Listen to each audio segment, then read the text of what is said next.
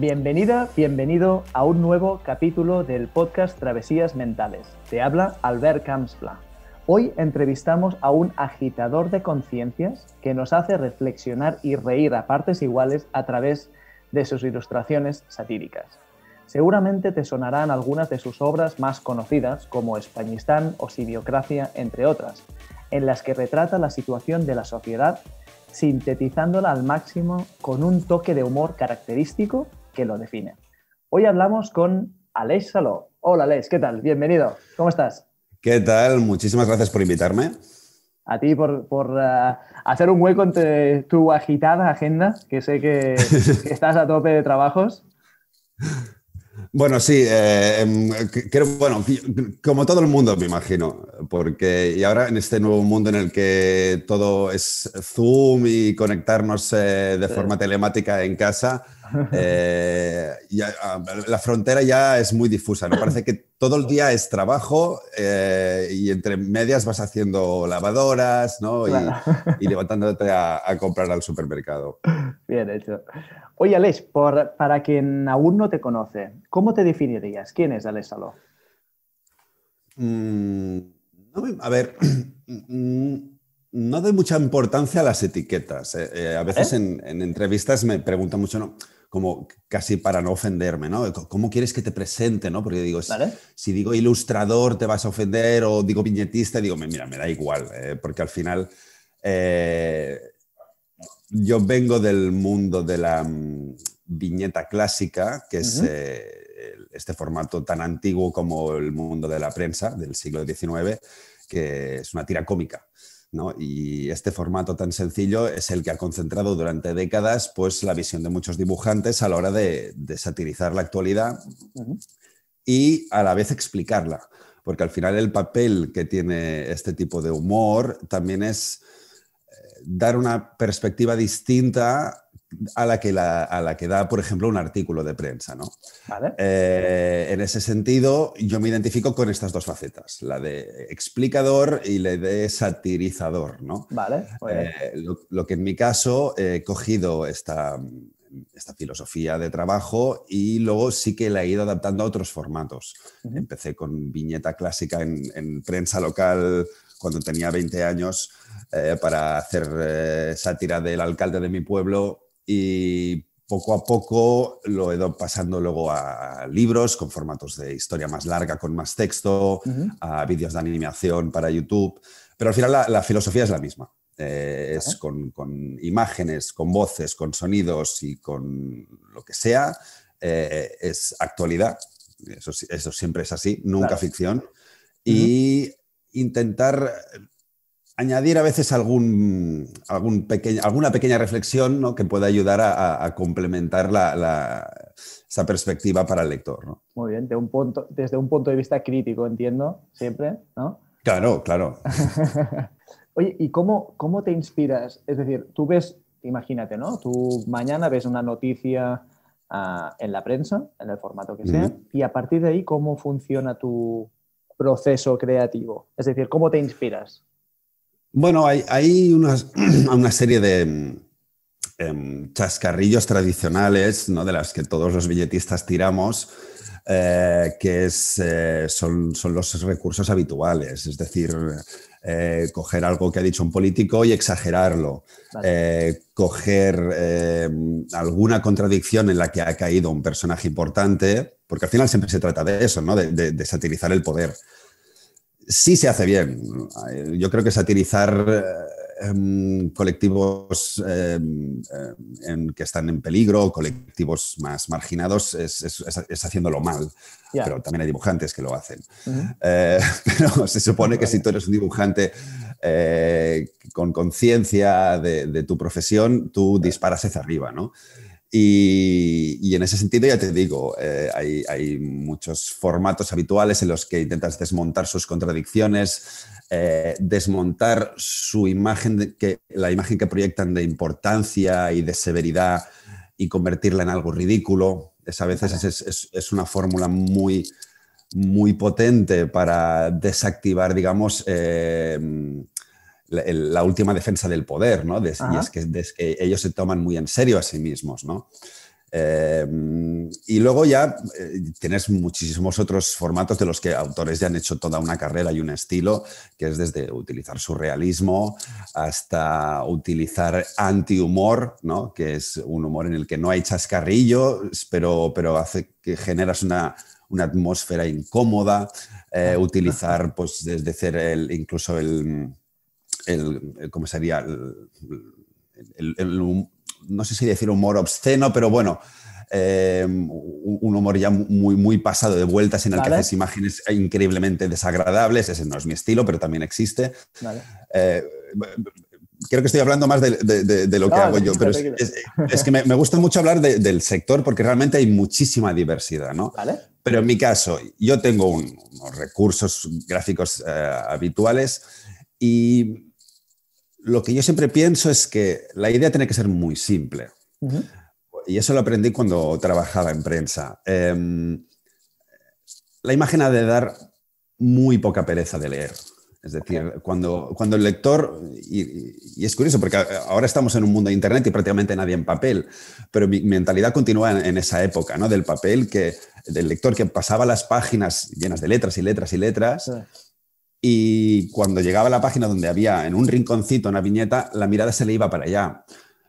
Y creo que el primer motivo es porque de golpe es un oasis de no texto en el que hay 4 dibujitos y un par de líneas en un bocadillo. Y eso ya lo hace muy atrayente porque es de golpe algo muy ligero. Y eso siempre lo he llevado conmigo, ¿no? De pensar en la ligereza. La ligereza es la primera seducción del lector. Luego ya una vez le has invitado a leer, pues evidentemente que sea un material suficientemente bueno como para que continúe leyéndote. Genial. Oye, vamos un poco más para atrás. Y es decir, cuando eras pequeño, ¿ya te flipaba, te encantaba dibujar? ¿O qué querías hacer? ¿Sí? ¿Desde siempre? Sí, es una cosa que siempre...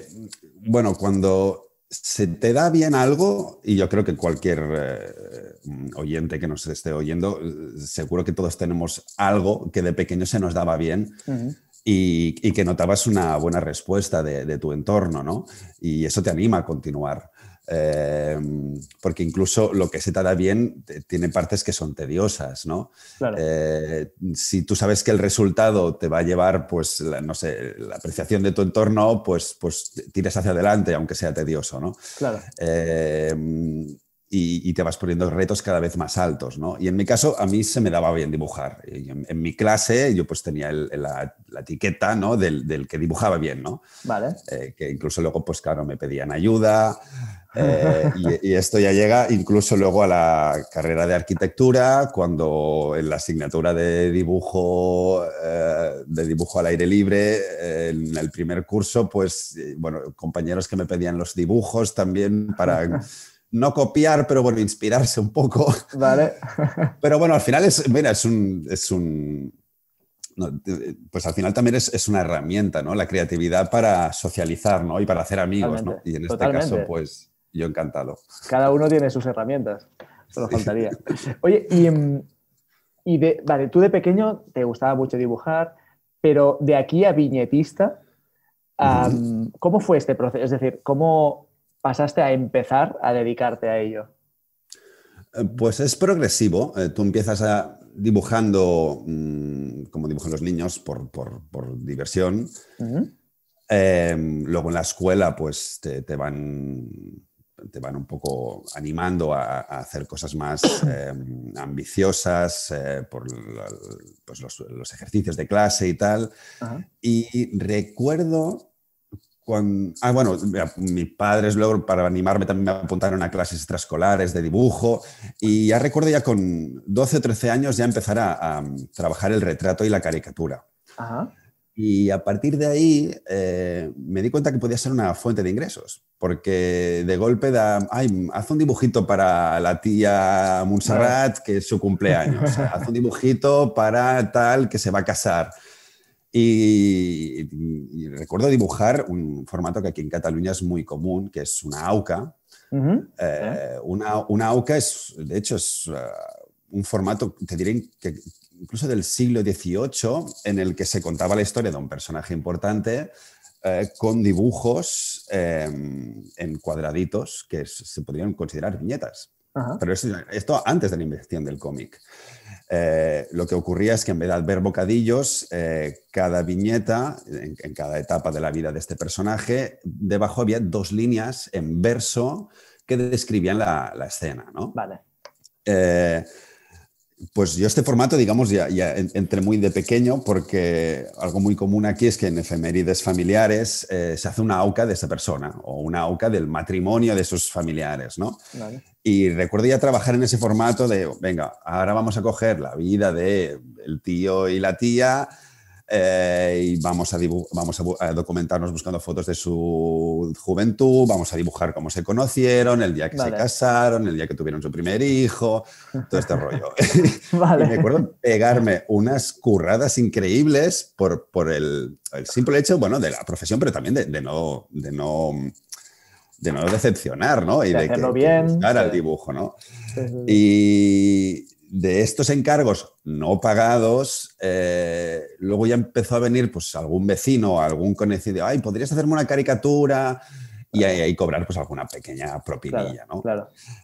Ahí hizo mucha práctica de lo que es retrato caricaturesco, Ajá. que no es fácil porque te das cuenta que la gente, sobre todo cuando se trata de conocidos y familiares, a todo el mundo le hace mucha gracia una caricatura de una tercera persona, pero cuando se trata de una caricatura de ellos mismos, en la que tú estás al cargo, es sensible porque la gente tiene muy hechas inseguridades físicas al final. Todas las tenemos, ¿no? Total. Y depende, y me di rápidamente cuenta que tenía que conseguir que, por una parte, la imagen se pareciera a la persona retratada, por otra, cumpliera los requisitos de caricatura, que es exagerar sus rasgos más personales, pero luego un tercer factor que es hacerlo de una forma suficientemente armónica para no ofenderlos. Vale. Porque de golpe, pues si había la prima Laura que tenía la nariz muy grande, pues si hacías una nariz increíblemente gorda, pues es que la pobre chica... No digo que se ofendiera, ¿no? Pero quizá luego la pobre acababa pues aún con una inseguridad más alta, ¿no? Vale. Y cosa que te sabía muy mal que ocurriera, ¿no? Con lo cual, yo mismo, fíjate, todo esto, ¿no? Es yo mismo poniendo cada vez el listón más arriba, ¿no? Cumpliendo, intentando gustar a más factores, ¿no? Y no sé si estoy haciendo la historia muy larga, pero en fin. No, tranquilo. El fin de esta historia es cuando me di cuenta que en mi pueblo había una revista de prensa local, independiente, no estaba editada por el ayuntamiento. Era un grupo de periodistas que llevaban muchos años contando la actualidad y tenían la libertad pues, de ser críticos con el ayuntamiento si era necesario. Y ellos se financiaban con la publicidad de los comercios locales. Y me di cuenta que no tenían viñeta. Y ahí con 17 años, ahora hará 20 años, sí, 20 años, porque estamos en el 2020 y fue el año 2000. En el Sant Jordi del año 2000 publiqué la primera viñeta allí. Qué bueno. Que no me pagaron hasta que no llevaba 2 años allí ya haciendo viñetas, empezaron a pagarme algo. Pero esto completamente por amor al arte. Muy bien. ¿Y de aquí cómo evolucionó el tema? Pues que, de hecho, lo que te he contado es la parte difícil, porque una vez ya estás haciendo viñeta y ya tienes ese compromiso, porque al final eso es un factor muy importante en cualquier mundo creativo, es el compromiso. Cuando estás comprometido a hacer algo, te guste o no, te dé pereza o no, estés liadísimo con el trabajo o con los estudios, ya te obliga a tener una regularidad con la que con el tiempo vas generando oficio. Y te diré que lo siguiente fue mucho más fácil. Fue simplemente ir ofreciéndome a prensa comarcal, luego prensa provincial, luego algún medio, los primeros medios digitales que aparecieron en Internet. Y ya de allí un poco bueno, en realidad no tenía ningún objetivo, porque de hecho yo estaba estudiando arquitectura y pretendía ser arquitecto, ¿no? pero fue muy fluido porque en ningún momento quería convertirlo en una profesión seria, Vale, pero cada vez iba saltando a prensa más importante, ¿no? qué bueno. Y, y haciendo conocidos y pues los periodistas de los periódicos en los que yo trabajaba, pues también luego me ofrecían otras cosas. Y ya te digo, no tiene mucho mérito, porque simplemente iba pues añadiendo mi toque a la actualidad. Ya. Bueno, yo te digo decir, yo no estoy de acuerdo con esto último que acabas de decir, Aleix, que no tiene mérito, ni mucho menos. Yo creo que en tu caso es tal vez no, por lo que dices, ¿eh? Tal vez no es algo que tú que tenías desde hace X años un objetivo concreto a cumplir, no sé qué, pero te has Ujú. movido más por tu pasión y por tu ilusión de decir, es que a mí lo que me gusta es dibujar y es ser satírico, ser crítico mediante el dibujo, la viñeta, más el texto, por supuesto.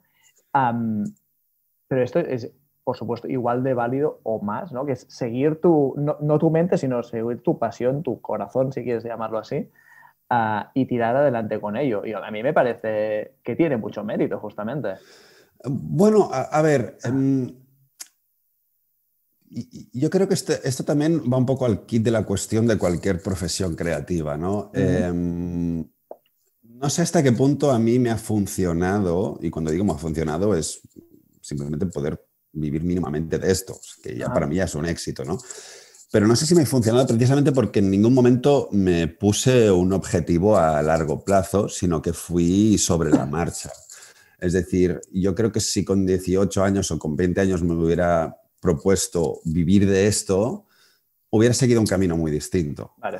Porque yo al menos en mi época, que ya no tengo, ya tengo una edad, pero yo me acuerdo en otros conocidos que sí que tenían ese objetivo clarísimo, yo quiero dibujar cómics y quiero dedicarme a esto, cosa que era genial también. Uh -huh. Lo que se hacía en esa época era irte a estudiar a la escuela de Joso, de Sí. cómic, de Ajá. Sabadell, que es muy popular aquí en el sector del cómic. Y allí pues te enseñaban la profesión, ¿no? Vamos a Vale. dibujar personajes, anatomías, vamos a estudiar este autor, cómo relato toda una historia con perspectivas y hubiera seguido un camino completamente distinto. Ajá. Claro, luego de la gente que iba a la JOSO, ha habido gente muy buena que ha salido y se ha dedicado a esto y que están ahora trabajando para Marvel o para grandes editoriales, pero son la minoría. Ya. Es decir, mucha gente entró allí y tampoco te garantizaba nada. Es decir, tienes esta cosa que se supone, seguir el camino que se supone, o sea, el camino correcto, entre comillas, no siempre es el correcto. No sé cómo explicar. O sea, hay tanta casuística Total. en cualquier sector creativo a la hora de llegar a algún sitio que hay muchos factores. Es decir, no te Totalmente. digo que no sigas el camino, porque en el fondo no seguir camino es mejor. Lo que quiero decirte es que por lo que yo he visto de casos conocidos y el mío mismo, es que nunca hay garantía de nada. Es decir, Total. que la suerte y las circunstancias de cada año y de la historia hacia dónde va van cambiando. Y lo hemos visto en este caso con la tecnología. O sea, yo con 20 años, o sea, en YouTube ni siquiera existía YouTube. Y Ya. cuando apareció YouTube, los 3 primeros años, nadie consideraba que fuera más que una especie como de contenedor de basura de material audiovisual que hacía gente muy amateur y que consumía gente muy amateur. Hoy en día YouTube es la principal plataforma en la que los grandes Totalmente. lanzamientos de las multinacionales se promocionan, ¿no? Y hay muchísimo dinero allí invertido en publicidad porque arrastra millones de audiencia. Totalmente. A saber qué ocurrirá dentro de 10 años. Es Sí, que sí. tampoco sabemos qué tipo de redes sociales vamos a estar utilizando. Exacto. Entonces, el manual del perfecto X, el manual del perfecto dibujante, el manual del perfecto músico, el manual del perfecto lo que sea, se va reescribiendo sobre la marcha y ni siquiera funciona para todo el mundo igual. Totalmente. Vamos. Entonces, yo Totalmente. creo que es más una cuestión de instinto y ya te digo,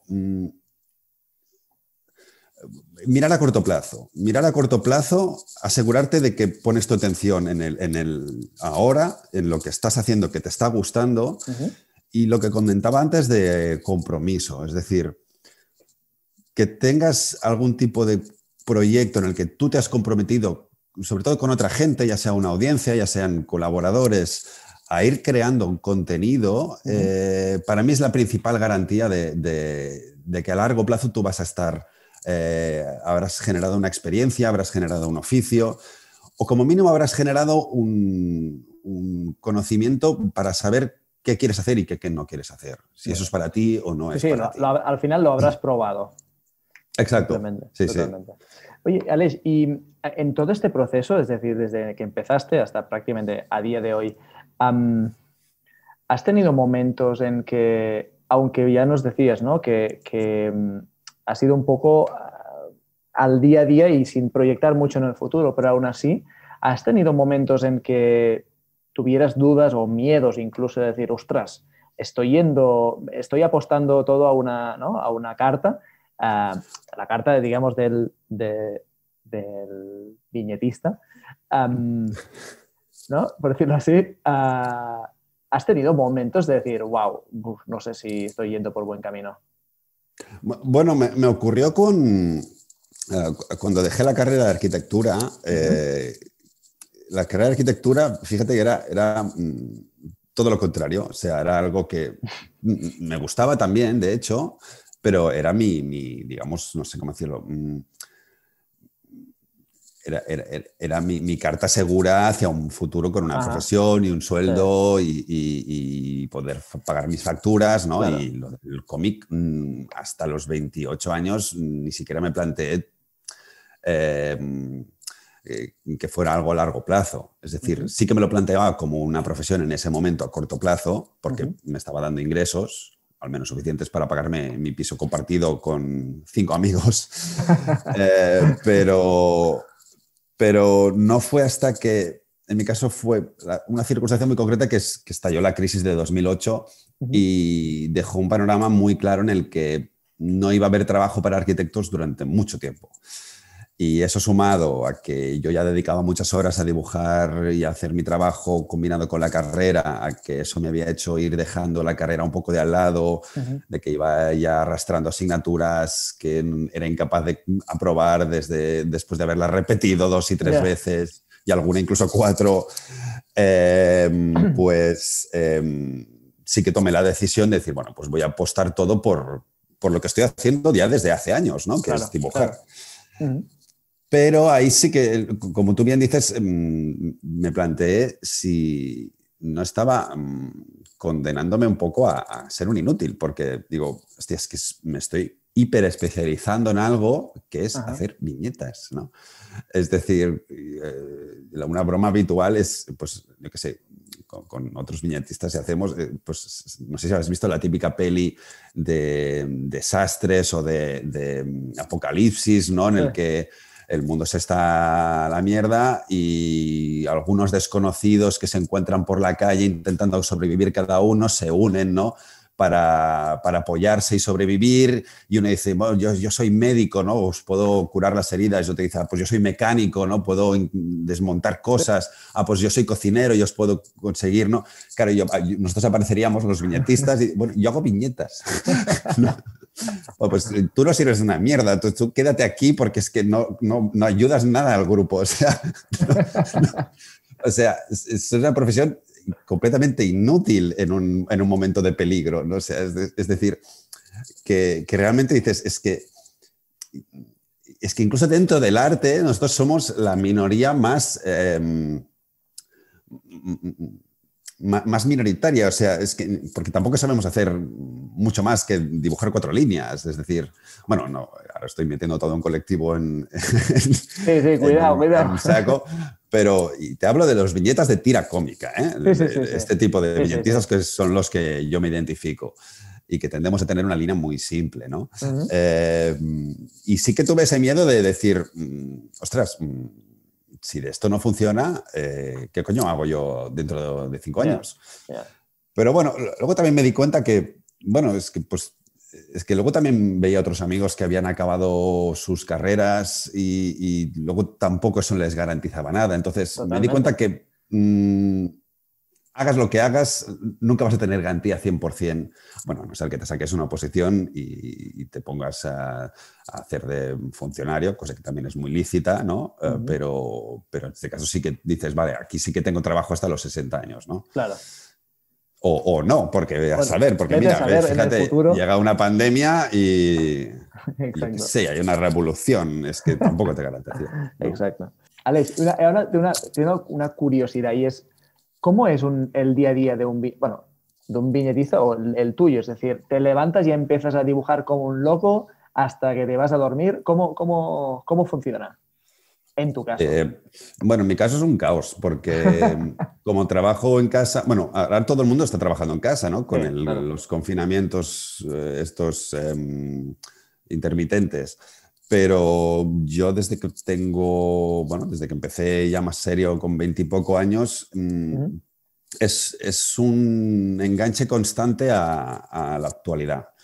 En mi caso es Twitter, que es muy adictivo, incluso peligrosamente adictivo, porque siempre ha surgido alguna cosa nueva, claro, ¿no? Claro. Y hemos generado un ciclo de noticias que ahora es 24 horas, ¿no? Sí. Entonces, mi batalla diaria es entre, bueno, pues hacer las tareas domésticas, informarme y sobre todo conseguir llegar a un punto de decir, vale, basta de informarte, empieza a generar contenido, porque por mucho que ocurra algo de aquí a las 12 de la noche, pues claro, tú ya tienes una viñeta que ya tienes que ir preparando, ¿no?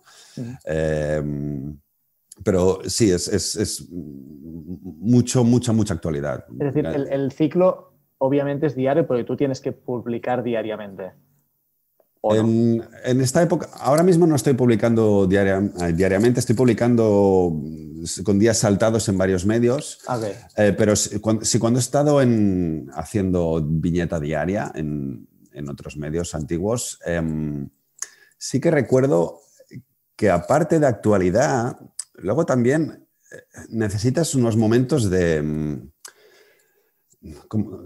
estar en babia, ¿no? De simplemente ir a tomar un café con un amigo y observar la calle, porque al final nosotros también, en mi sector, bebemos mucho del costumbrismo y tenemos que estar atentos a este tipo de detalles en el que pues, los cambios sociales tú los puedas retratar, ¿no? De golpe empezar a ver, yo qué sé, niños en la calle con un móvil, o cómo cambia la dinámica de padres a hijos o incluso pues cambios sociales, ¿no? Pues que de golpe pues en los barrios, pues en mi barrio por ejemplo, pues tengamos vecinos pues, que son musulmanes, ¿no?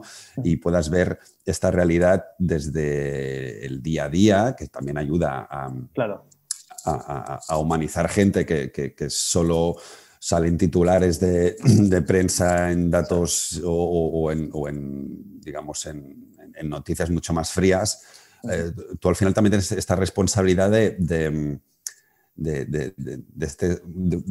reportero de pie de calle, no sé si Muy bien. No sé si es ofensivo decir eso porque no somos reporteros, pero bueno, pero de estar en babia, de vivir, de las cosas más simples, de ir al súper y darte cuenta que es la temporada de Navidad y que te están intentando meterle ya los turrones en medio de octubre, ¿no? Y hacer una viñeta sobre eso. Es decir, es estar dándole vueltas a la cabeza todo el día.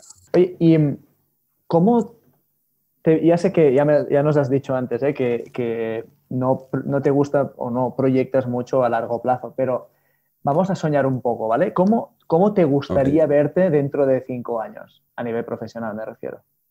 La verdad, no pido mucho más. No sé si es porque también es un poco la mentalidad que tenemos todos este año mismo, ¿no? de pandemias y tal. Pero, es decir, creo que está bien. A ver, claro, a ver, este tema es esencial y no, tampoco me lo quiero tomar en coña. Sí que tuvo un momento con 20 y pocos años así que no muy en serio, pero sí me proyectaba en el futuro Ajá. y me quería imaginar, pues yo qué sé, pues haciendo algo que en la profesión fuera relevante, ¿no? Y que gustara a la gente, que te dieran algún premio, yo qué sé, cosas que luego ahora mismo me doy cuenta que tampoco son tan importantes, ¿no? Ujú. Pero, a ver, en cualquier sector, lo que vayas a imaginar, sobre todo cuando estás empezando en un sector nuevo, Sí. ¿no? Lo que vayas a imaginar está basado en el desconocimiento, porque tú Ujú. estás empezando y tampoco sabes muy bien de qué va la historia, ¿no? Entonces, tu proyección en el futuro está muy basada en tus referentes.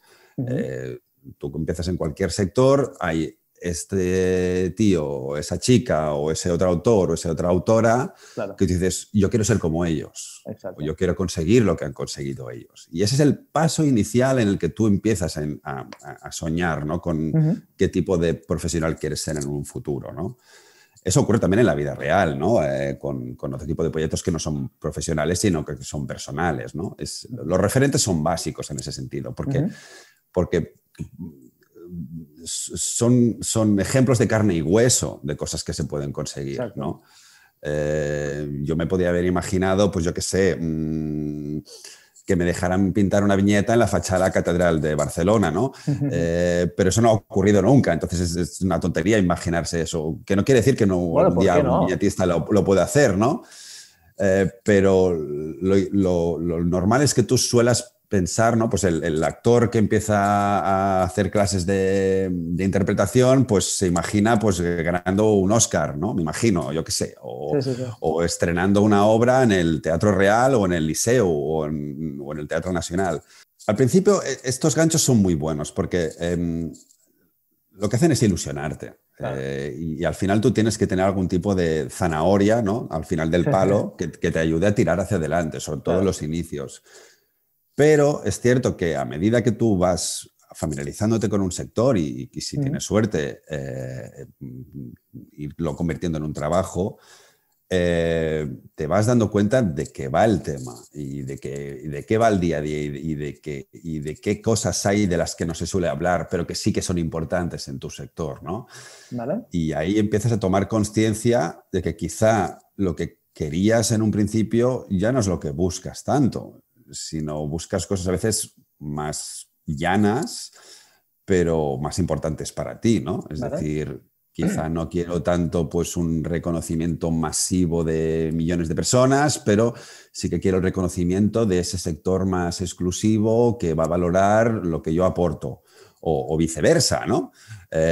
O mira, no es que no quiero premios ni quiero nada, yo quiero ser masivo, yo quiero llegar al público más popular, Ujú. aunque luego los críticos me consideren que soy una basura, ¿no? Eh, Cualquier cosa es válida, absolutamente Totalmente. cualquier camino es válido, pero lo irás haciendo sobre la marcha. Ujú. Y, y poco más, ¿no? No sé cómo puedo aportar ideas, pero ya te digo, lo de los referentes, está muy bien tenerlos, está muy bien tener los referentes, igual que está muy bien tener un guión para luego romper ese guión. Bueno, Aleix, y en toda tu experiencia ya, que ya son unos cuantos años, 20 años, ¿no? Has dicho, Sí, desde 20 que... años de viñeta. Wow. ¿Has vivido alguna anécdota peculiar que puedas contar que digas, wow, esto me pasó esto y fue increíble o fue divertido o fue o me asusté? No sé, ¿alguna cosa que puedas Uh, destacar? bueno, a ver, supongo que sí. Lo que pasa es que ya las vas asumiendo como parte de la profesión, ¿no? A ver, quizá uno de los proyectos más chulos que hice fue cuando, a raíz del impacto que tuvo el vídeo de animación que hice para el libro de Españistán, Ujú. contactó conmigo Javier Bardem. ¿En serio? Wow. Sí, porque estaba, bueno, su equipo, Sí, sí. porque estaban preparando junto con Álvaro Longoria, que es un director de cine y productor también, que estaban preparando un documental sobre el Sáhara Occidental, una causa en la que Javier Bardem estaba muy, muy metido desde hacía muchos años, apoyando el pueblo saharaui. y me contactaron para que hiciera unas pequeñas animaciones dentro de un documental mucho más largo, o sea, y lo mío eran 5 minutos, para poner un poco de contexto de la historia del pueblo saharaui, ¿no? Y por qué se había llegado a la situación actual de bloqueo con los ocupantes, que es el Reino de Marruecos ahora mismo. Y pues es algo que nunca había podido soñar, ¿no? De golpe tener a Javier Bardem ahí contándome que acaba de tener un hijo con Penélope Cruz. ¡Ostras, qué bueno! Y era muy guay contando que le acababan de fichar para hacer de villano en la siguiente de James Bond, ¿no? Dices, hostia, ¿qué coño hago aquí? Esto es surrealista, wow. ¿no? Pero la verdad es que era un tío de puta madre, porque además era como muy en el trato cercano, era súper relajado y súper un tío normalísimo en el buen sentido, o sea, además era simpaticísimo. Y ahí te dabas cuenta realmente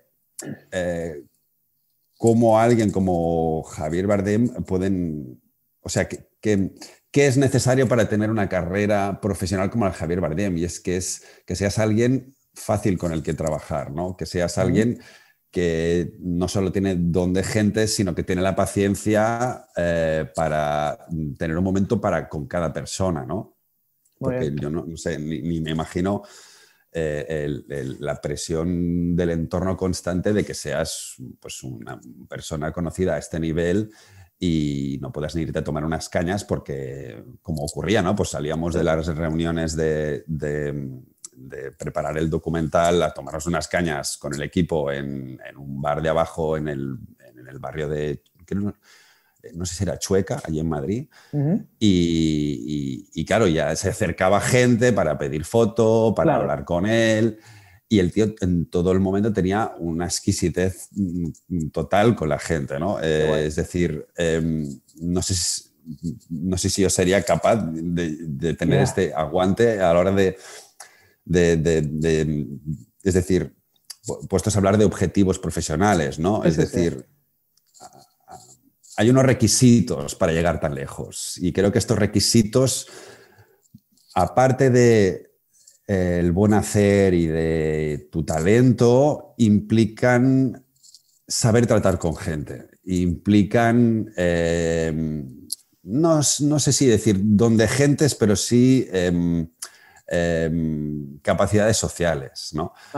Porque al final cualquier profesión, si la resumes, es trabajo con gente. O sea, es cualquier profesión reducida, le quitas los focos y los flashes y tal, y al final es gente trabajando con gente. Totalmente. Y gente bajo presión, poniéndose de acuerdo y negociando cosas, e intentando llegar a acuerdos.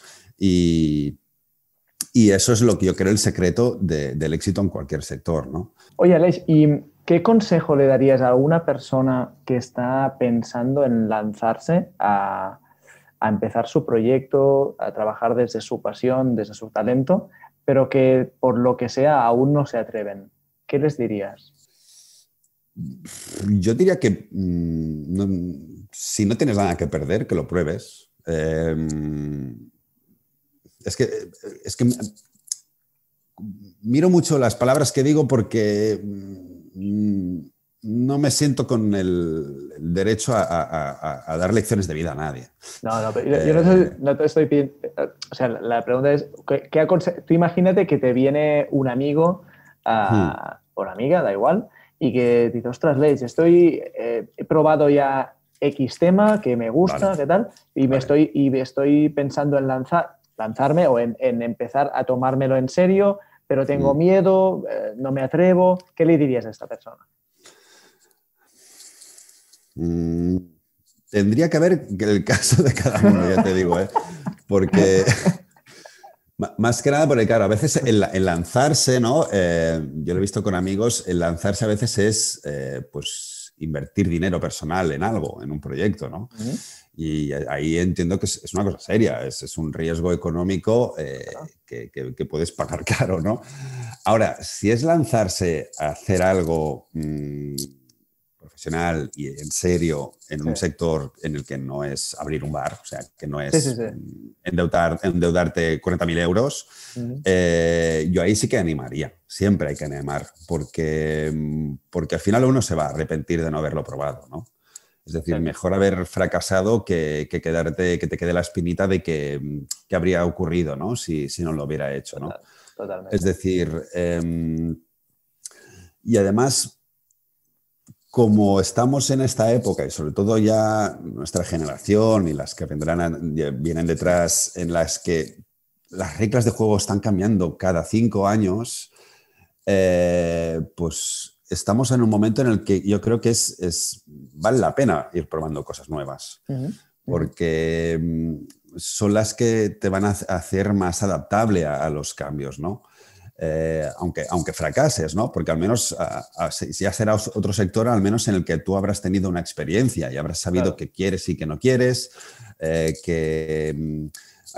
si vales o no vales, pero incluso si no vales o no te ha funcionado, también habrás hecho unos contactos. Totalmente. Porque al final también lo de los contactos, dicho así, suena muy frío, al final se trata de conocer gente que te puede enriquecer muchísimo, ¿no? A la hora de crecer, no ya profesionalmente, pero incluso que crecer como persona, ¿no? Y a veces lo bueno de una profesión es que a veces es donde pones más a prueba tus fantasmas personales, ¿no? Las partes donde te das cuenta que tienes que trabajar un poco en ti mismo para, pues, ganar, yo qué sé, más paciencia, para ganar pues, más empatía a la hora de trabajar con los demás, para reducir tu ego, para ganar humildad, lo que sea, ¿no? También te puede hacer crecer personalmente, pero en resumidas cuentas, que me enrollo mucho siempre con las respuestas, yo diría que sea lo que sea, a grandes rasgos, si no es un endeudamiento muy grande... de más de 40.000 euros, ¿no? Sí, yo diría lánzate siempre, lánzate siempre. Genial, genial. Muchas gracias. Oye, Aleix, ya por último, ¿dónde te pueden encontrar? Alguien que esté interesado, alguien que a lo mejor aún no te conozca y quiera ver tu obra al final. ¿Dónde te pueden encontrar? Bueno, pues principalmente en redes sociales, en mi Twitter, Aleix Saló, en mi canal de YouTube, Aleix Saló, junto y sin acento, ni guiones, ni Tranquilo, nada. Haremos una cosa, pondré los links de todas tus plataformas, ¿vale? De acuerdo. Y así la gente te podrá encontrar, ¿vale? Y ahí es donde voy colgando todo el contenido y bueno, sobre todo lo que es a la actualidad, ¿no? Y comentando la actualidad, que es al final mi profesión. Claro. Muy bien, Alex. Oye, muchísimas gracias por tu tiempo, por tu rigurosidad en las respuestas, ¿eh? Es brutal porque de cada una, o sea, lo miras supongo es defecto de profesión, pero Totalmente. Es muy guay porque analizas la pregunta y dices, vale, espera, te cuento esto por aquí, por aquí, por aquí, por aquí, por allá. Muy guay, muy interesante, de verdad. De nuevo, muchísimas gracias por tu tiempo, Aleix. Y nada, muchísimas gracias a ti por invitarme. Te auguro grandes éxitos, aunque tú no los planees, pero estoy seguro que van a llegar, ¿vale? Bueno, con continuarme igual estoy contento ya, vale. Pero muchas gracias, de verdad. Genial, muy bien, gracias. Y a ti te espero en el próximo episodio de Travesías Mentales. Hasta la próxima. Adiós. Chao.